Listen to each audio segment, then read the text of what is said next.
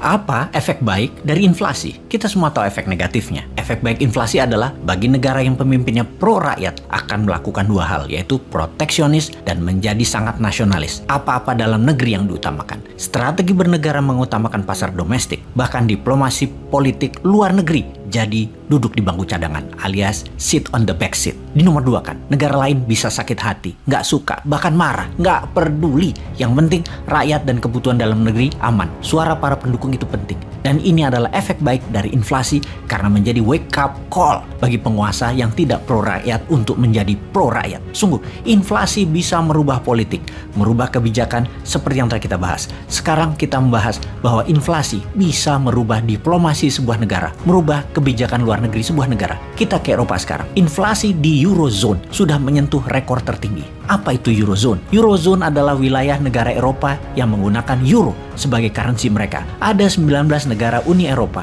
yang bergabung dengan Eurozone, bergabung dalam Monetary Union, menjadikan euro sebagai primary currency atau mata uang utama mereka. Saat ini, inflasi di Eurozone year to year adalah 8,4%. Adalah yang tertinggi sejak terciptanya Eurozone di tahun 1999. Tahun tersebut, 1999, adalah tahun terciptanya dan efektifnya currency euro. Artinya inflasi menyentuh tertinggi dalam 3 dekade Eropa ini. Dan semua ini karena perang di Ukraina. Inflasi ini terjadi. Dalam survei Washington Post, di Eurozone, masyarakat Eurozone setengahnya ingin perang di Ukraina selesai secepat-cepatnya, walau artinya permintaan Rusia harus terpenuhi. Sepertiga masyarakat mengutuk Rusia atas nama kemanusiaan. Hanya 20%-an yang ingin perang berlanjut sampai Rusia kalah. Perang di Ukraina mempengaruhi day-to-day kehidupan masyarakat ekonomi Eropa sangat parah. Kita semua tahu 40% gas untuk energi memasak penghangat ruangan di Eropa adalah dari Rusia. Demikian juga BBM, 28% datang dari Rusia,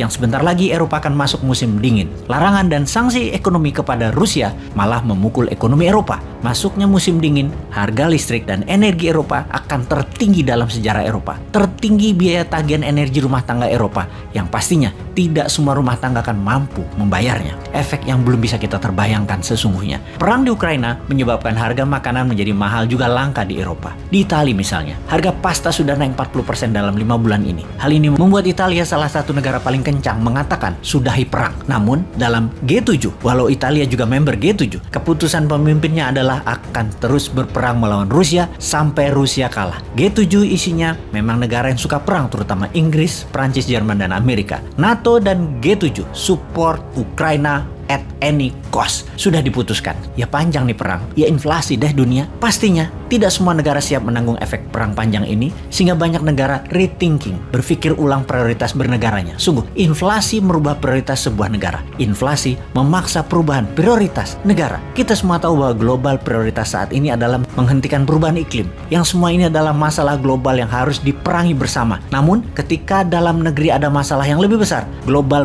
prioritas berubah. Semua negara menjadi mencari selamat sendiri-sendiri. Misalnya untuk memerangi climate change yang harusnya kita berjuang bersama, di mana salah satu kebijakannya adalah batu bara tidak akan dipakai lagi sebagai pembangkit listrik di tahun 2030 ke atas. Juga mobil listrik atau electric vehicle akan mengutamakan baterai, tidak lagi minyak bumi. Karena perang di Ukraina bakal panjang, karena kelangkaan energi, karena mahalnya harga energi, batu bara yang merusak alam pun sekarang ditingkatkan lagi penggunaannya. Hal ini tidak akan menghentikan perubahan cuaca dunia, bahkan makin memburuk, malah lebih parah lagi. Namun sebuah negara, sebuah wilayah yang tidak ada energinya, ya tidak ada pilihan lain selain pakai batu bara lagi. Ini akan menambah runyam lingkungan hidup tempat kita tinggal. Namun what the heck, sikat aja. Lingkungan ambiar urusan nomor 2. Penyakit meningkat, efek udara buruk, bodoh amat. Prioritasnya adalah energi murah, inflasi terkendali. Itulah mengapa dikatakan inflasi merubah prioritas bernegara. Eropa saat ini menyalakan lagi mesin pembangkit listrik batu bara yang lama sudah di shutdown, seperti Austria, Hungaria, dan banyak negara Eropa lain menyalakan lagi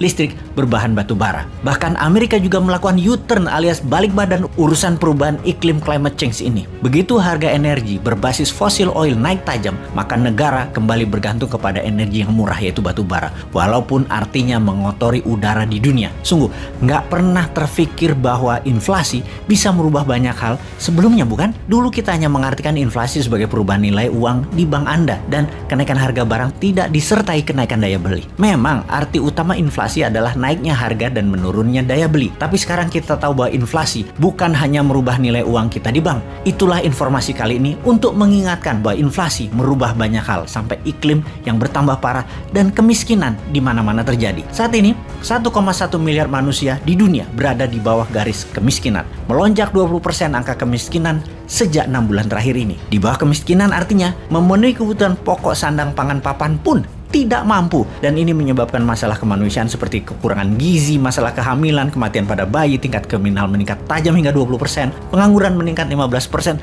semua terjadi di dalam 6 bulan di tahun ini.